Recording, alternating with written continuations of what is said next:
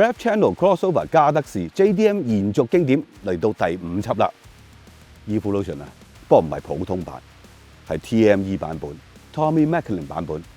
世界上得2500部，當然試過咁勁嘅車，我哋會有禮物咧，就係 Tecquad 添加劑，幫呢副三菱鼎鼎大名嘅4G63沖一沖涼先，乾淨晒。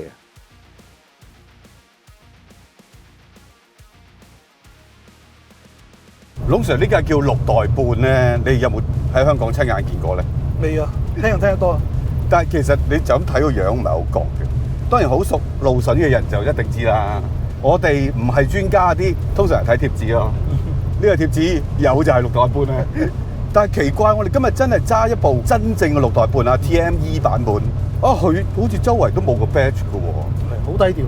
因為做得2500架係好少喎，仲要有個傳聞話呢部車喺正式開售前3日咧就已經賣晒㗎。咁你都整翻個 badge 俾人啊，話俾你聽第幾架啊？咁好彩咧，呢個版本咧係一個獨特嘅 VIN number 嘅。開頭咧 CP9A-020 咧就係代表呢架車啦。係。即係如果日本版嘅話嚇。咁後邊嗰4個字咧就係代表呢架車係第幾號啦，應該真係識貨嘅人咧就一睇就知㗎啦。咁但係呢架車到今時今日咧個價值好高喎，咁所以我哋要借都要啲時間啊。仲有就係經香港嗰個 Evolution Club 去借嘅，其實都有幾架嘅，不過呢架算係比較原裝嗰架，同埋幾靚仔嗰架。冇錯啦，呢架係經常出現喺各大小呢個車展。事實上真嘅，呢架你就咁睇個樣，打開個引擎，睇埋個車廂，其實係好四正嘅。但係頭先你負責揸呢架車過嚟咧，你一落車同我講㗎咯喎，哇！呢個車個 condition 好到咁樣嘅。係啊 ，Evolution 都有一段時間啦嚇。係啊，即係好多人買翻嚟就收藏啦。如果係日常用嘅話咧，可能會願意花多啲保養啊嗰樣嘢。但係好似呢一架咁樣咧，車主擺喺度面咧，亦都當係一個收藏品咁樣啦，會係粗用啦。係。咁但係個底盤咧，差唔多我感覺唔到有邊一個杯絲係有異響嘅，個狀態係非常之好喎。唔單止係控制正常咁簡單啊，直情係一個好高水平嘅好新淨嘅狀態。開頭我都唔信嘅，因為我哋揸呢一類20幾年嘅日本車揸好多噶啦，喺呢條路通常行好嘅路咪冇嘢咯，行山上邊嗰段你要去幾散就幾散，你要去所有要出聲嘅嘢佢都會出聲。咁但係呢個確實好似你所講，哇好實淨喎，啲嘢好結實喎。嗱當然車身個剛性就唔好提啦，始終都20幾年車啦。但係你睇個底啖啊，啲杯士冇嘰哩咳啦喎，冇散下散下嗰種感覺喎。你知一架車嘅杯士可以多到可以幾多啊？過百粒啊！過百粒噶嘛！你更有心機，你都唔會全部一次過搞晒。呢個車主可能真係好俾心機 keep 一個 exhibition 嘅 standard 啊！呢位朋友講俾我聽嘅就話，佢一路都中意呢架 TME 嘅，即係 Tommy Macklin 版本。其實用咗3年時間去揾佢喺日本，因為價個 condition 都唔一樣，佢想揾架真係好啊！好翻咗嚟唔代表唔使執，但係唔好嘅就執到你真係叫救命嘅，可以咁講。咁所以佢又唔心急，咁咪揾到啱為止咯。所以佢話佢買翻嚟呢一架車個價錢係比市場價係高嘅。咁但係佢又覺得我買翻個質素啫。但係 TME 呢個版本咧有幾多嘢同普通嘅 Evo 6有分別咧？不如我慢慢講俾大家聽。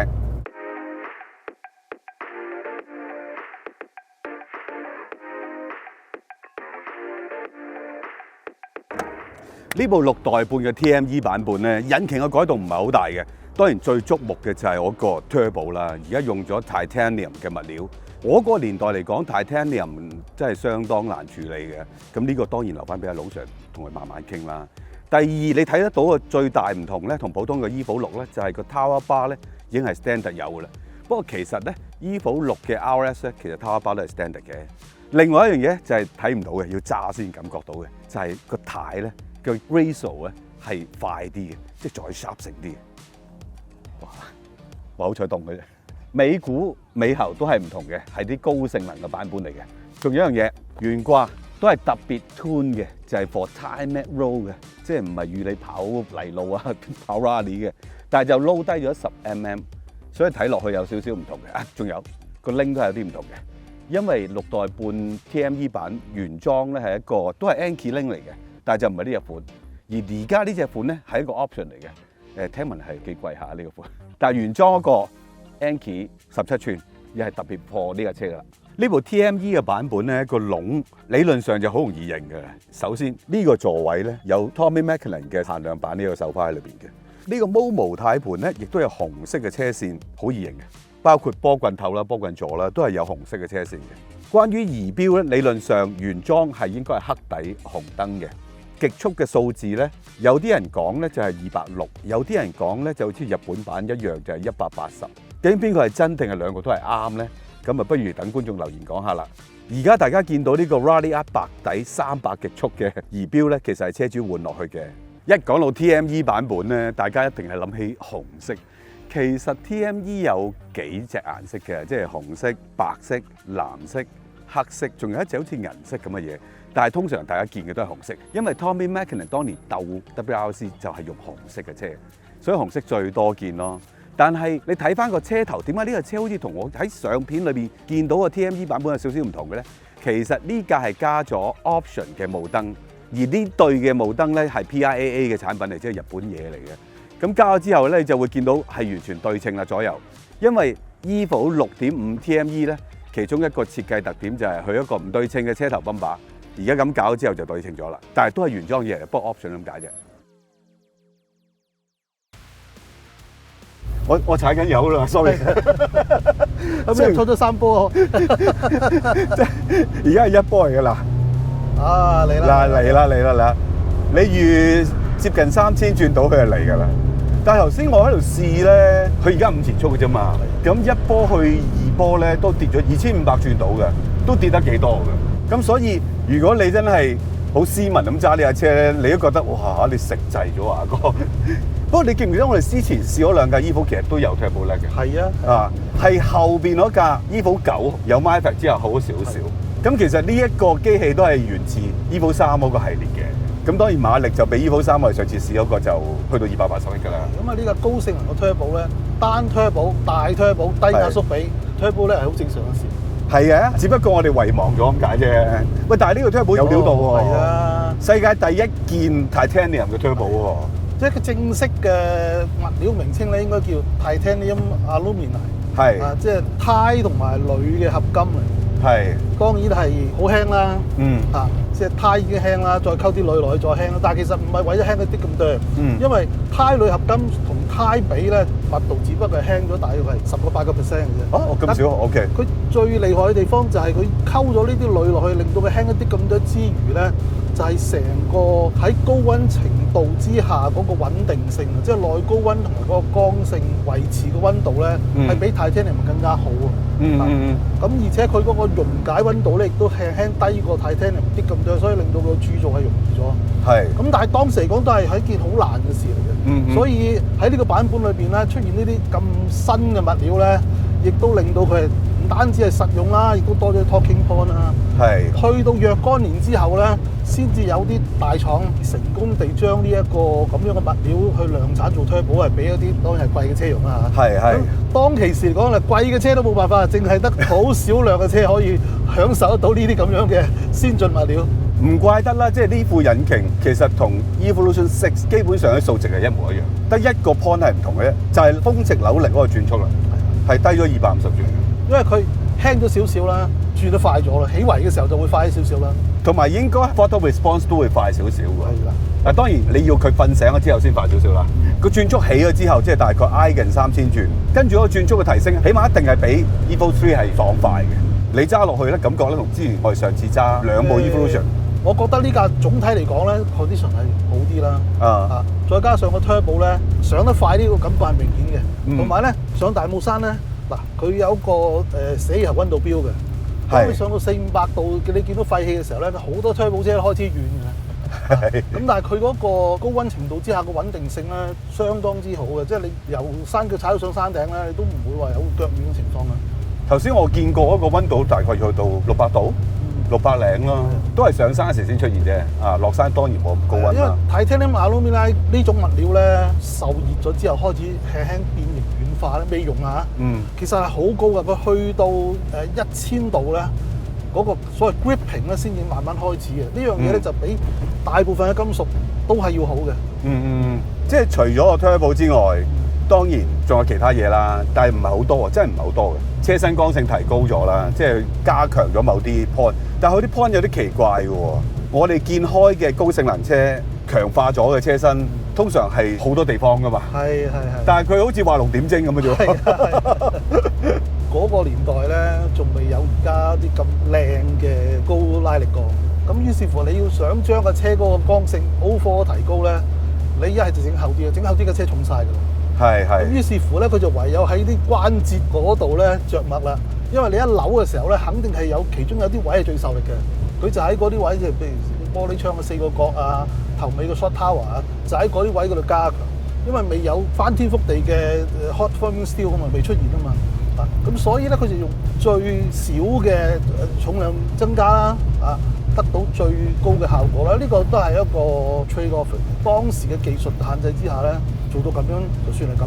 你感覺到咧，車身扭曲咧唔算多嘅，但係車身嘅震動傳上嚟個囉柚咧，我哋感覺到嘅。呢個就係當其時，唔單止係呢架車，其實大部分同期嘅高性能車咧，都係有咁嘅現象嘅。一個 turbo upgrade 咗。成架車反應快咗，馬力好咗，就會帶嚟一啲其他有需要嘅嘢，譬如你個冷卻啊，你嗰啲車身抗扭啊、懸掛各樣嘢，全部都係補強。呢個就係呢架車所帶來嘅特別嘅地方啦。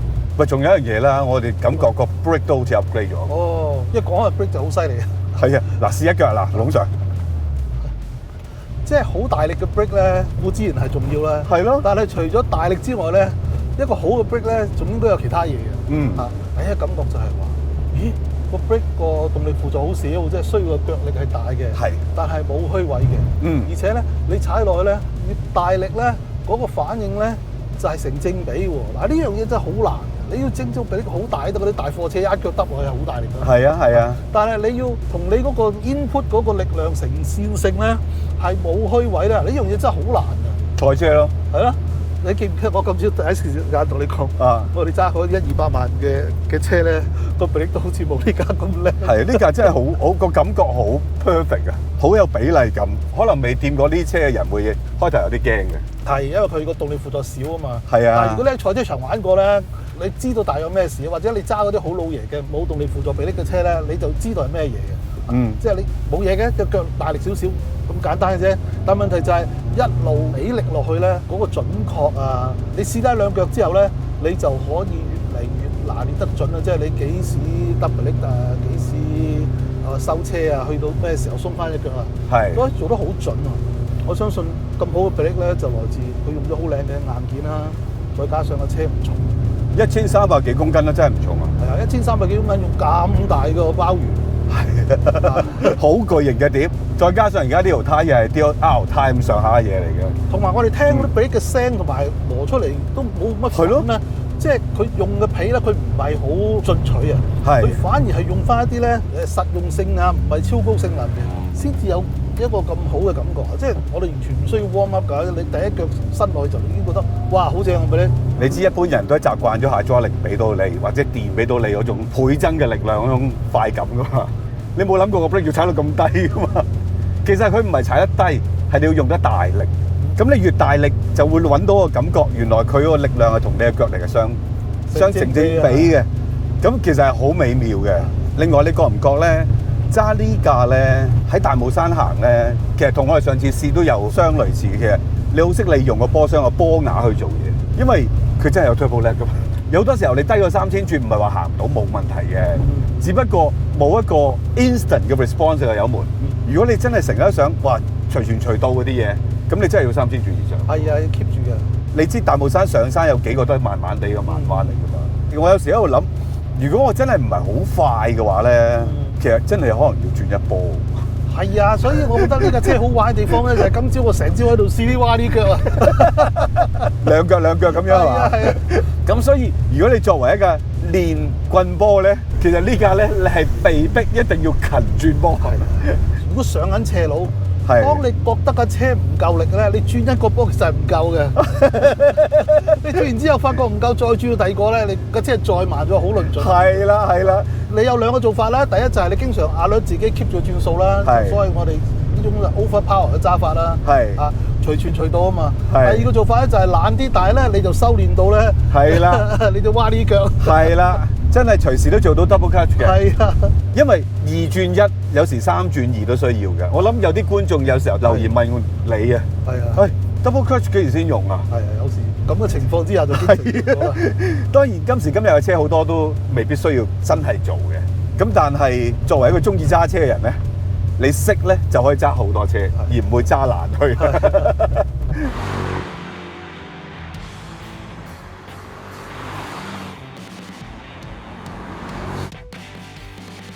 希文啊，你知唔知今朝坐上個車度咧？係啊，即係啲回憶翻晒。乜嘢回憶先？個 size 咧、layout 咧都係非常之90年代嘅小型家庭房車，即係話咧 Corolla 啊、Sunny 啊、Lancer 啊、萬事得323啊，即係價格都差唔多嘅。雖然我哋嗰陣時揸啲係好低性能嘅車咧，但係所有嘅感覺咧、距離感咧係一模一樣啦，回憶係滿滿嘅。咁但係唯一唔同咧就係扭軚咧個分別咧就係呢堂軚咧。好似唔係當年嘅產品嚟，好似今天嘅汽車咁快㗎。因為 TME 呢個版本咧，其中一個備受讚賞嘅地方，即係除咗個 turbo 啦，就係呢堂軚啦。因為真係快軚，咁但係佢又唔係快到你日常用好困擾嘅喎，但係就令到成架車嘅動態就有少少唔同咗啦。即係你突然間覺得點解咁敏捷嘅架車？我感覺就係上嚟大帽山呢啲咁樣嘅 riding road 咧，個軚盤係好跟手啦，即係唔需要話你好大手咁樣去駁軚啊咁樣成咯。基本上嘅手咧係同個10.2咧，大部分時間都係黐住。係，我呢啲係啲免啲軚咁。係。咁呢個軚亦都係呢架車比較獨有嘅設備啦。可能真係同 Tommy Mäkinen 係有啲關係，因為佢作為一個車手咧，當然要俾好多意見個車隊啦。咁所以係咪真係佢嘅主要堂軚係真係好似類似 Rally 嗰種感覺咧？唔知。但係佢就算到今日已經退咗休一段好長時間，仲係影響緊我哋嘅。Tommy Mäkinen 可以講係三菱參加 Rally 比賽歷史中最重要嘅車手。喺1996至1999年連續4年奪得 WRC 車手世界冠軍，其中1998年更替車隊贏埋車隊世界冠軍。2003年 Tommy Mäkinen 退休後有經營過一支自己嘅 Rally 賽車隊。2015年豐田章男揾咗 Tommy 合作出戰 WRC， 委任佢成為 Toyota Gazoo Racing 嘅領隊。到2020年豐田全資購入車隊。而 Tommy 轉任為豐田車廠嘅賽車運動顧問。同年 GR Yaris 誕生 ，Tommy Mäkinen 就係背後好重要嘅人物，因為佢將唔少做 WRC 賽車嘅經驗帶到 GR Yaris 身上，令到呢部車仔成為世界各地汽車傳媒讚不絕口嘅街車，亦成為豐田 GR 車系中嘅近代經典。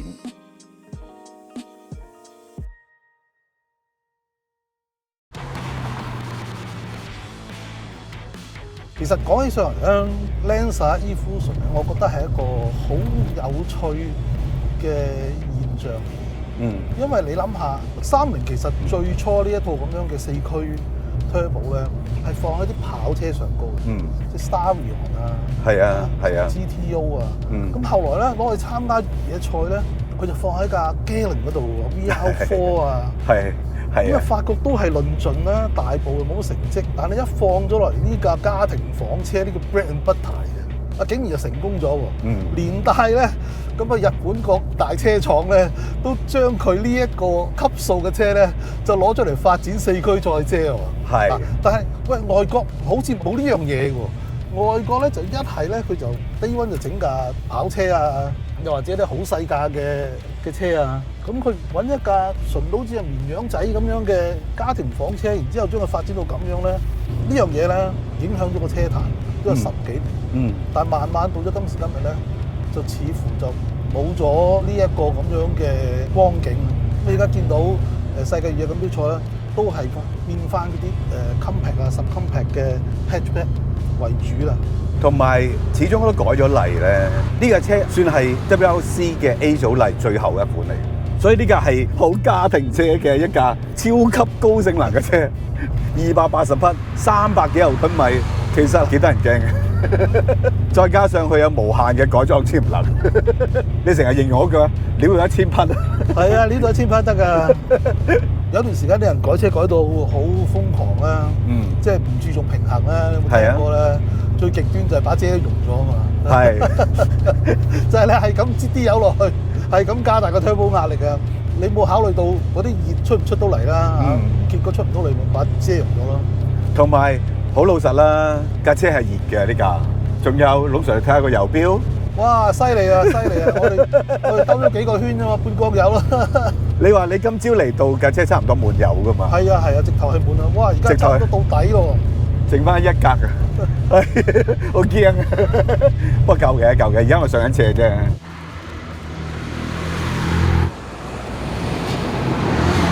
我真係幾放肆咁玩咗住嘅。其實點解會放肆咧？因為你一上山就已經冇講任何嘅負面嘢先，即係話喂小心喎，呢個溫度高啊，條胎未得啊，或者條胎好舊啊，諸如此類，你完全冇提過，淨係話哇個 condition 咁好嘅。咁你慫恿咗我玩快啲。其實都唔係真係揸快車嘅，即係我覺得可以試下俾下油啊，出下彎啊。咁我覺得呢架車太好快，車尾嘅動作亦都好好。咁4驅嗰個 traction 亦都係夠嘅，可以體驗到真係 Evolution 找地王嗰個能力，同埋嗰個馬力王嘅能力，真係個 power 係好容易釋放到喺4個轆，令到個車速係好快，同埋啲彎嘅 traction 好好。我哋而家車速唔快啦，以往我哋喺大帽山道，因為啲彎太急啊嘛，係啊，就算車速唔快咧，我哋都係要偷闊啲啊，係啊，好條線啊。喺呢架咧好隨心嘅，衝到埋去咧，你一扭軚咧就轉咗彎咗。係啊，你呢一下嘅扭軚動作，我真係冇諗過20幾年前嘅車嚟嘅。係啊，好犀利。係而家嘅車嚟嘅，所以諗下 Turbo 用咗最新嘅嘢，當時係行喺科技嘅尖端啊，仲有呢堂軚做到咁快，但係又唔討厭喎，慢揸嘅時候非常好啊！呢架車，有人形容呢一架6代半係史上最好嘅 Evolution。不過當然啦，各有各講嘅，其實。但係總之就係我就覺得係好開心揸。係啦，但係你仲要知道一樣嘢咯，呢架車啲零件係好貴啊！呢張凳如果要買翻要幾萬銀咯，呢個標板又幾萬銀啊！即係呢一架車咧，可以俾我哋咧領略翻當其時好任性咁樣，唔需要考慮咩效率啊，需要咩油耗啊，即係總之用現行最可行嘅方法，將你個性能撩到最高。咁呢啲方法係好放肆嘅，亦都係甚至好粗暴啊，好野蠻嘅。但係咧，即係我哋好中意。其實咧，我哋揸呢嚿車通常都係好斯文嘅手法嚟揸嘅，因為我哋唔想架車咁大 loading 咁多工作量。咁呢架係唔得嘅，呢架要同佢粗魯啲。喂，但係講開又講頭先你講展覽咧，車主有一個故事嘅。佢上次喺香港揸呢架車出嚟嘅時候，遇到一個泰國人，咁佢就走埋嚟，開10萬美金同佢買咗佢嘅。咁上次呢架車帶去東莞車展，有個國內嘅人話開100萬人仔買啊！哇！所以貨嘅人都唔少喎。係咯，咁再加上佢一套咁鬼靚嘅音響，我哋拍嘢就唔聽啦，即係淨係套音響都相當貴。佢都同我講，佢話其實咧，我抌落呢架車嘅價錢可以買到2部 Evolution 6㗎啦。但係就係想要自己最中意嘅嘢咯。不過咧，玩呢啲咁嘅經典二手車咧，有要求嗰個人係要有心，係啱啊。都需要咧同嗰架車係有緣。係，即係譬如好似呢架車咁啦，我明白個車主係放咗好多心機落，但係有啲咧係同佢未必有關係嘅，就係同呢架車之前嘅車主有關係。係睇下個波箱，個波箱嗰個結實法咧，即係如果你攞去比賽操用過撞過咧，真係唔似嘅。上一手咧。肯定呢啲車就唔係要嚟買餸嘅，亦都係要嚟玩嘅。但係玩下嚟咧，佢夠技術咧，佢可以令到個波箱仲係咁樣喎，插聲喎，冇散冇剩喎。咁呢樣嘢就除咗車主有心之外咧，我覺得仲係同呢架車有緣，先至可以咁買到呢架車咯。咦？但係龍 Sir，我哋應該要入油咯喎。哎呀，要啊，要入隻靚啲嘅添啊。係啊，我哋呢個 Rev Channel 成加德士呢個系列。今次係極需要揾加德士油站，盡快入咗油去先。記得 subscribe 我 YouTube channel 啦，我哋而家應該爭唔係好多就可以去到20萬嘅訂戶啦，希望大家幫手啦。我知道唔少朋友有睇我哋 channel， 但係就冇撳個訂閱仔咯，撳埋佢啦啊！咁就幫到手啦。純粹有個目標咋，希望2025年啊衝到上去20萬啦。咁掣第一時間收新片啊嘛。咁仲有 Facebook IG 啦，記得 follow 埋啦。啊，仲有 comment like and share， 俾多啲朋友睇。仲有就係多謝參加咗我哋 YouTube 會員嘅朋友啦。咁有興趣大家都可以撳落去嘅。唔加入都冇問題。comment like and share，follow 埋 ，subscribe 埋。OK， 多謝。試完呢部 Evo 6.5 TME 版本之後，當然要帶佢入翻缸加德士特配 Tech 白金汽油，等副 4G63 引擎乾乾淨淨，精神爽利。想睇多啲 JDM 嘅朋友，記得留意 Web Channel 聯成加德士 JDM 延續經典系列。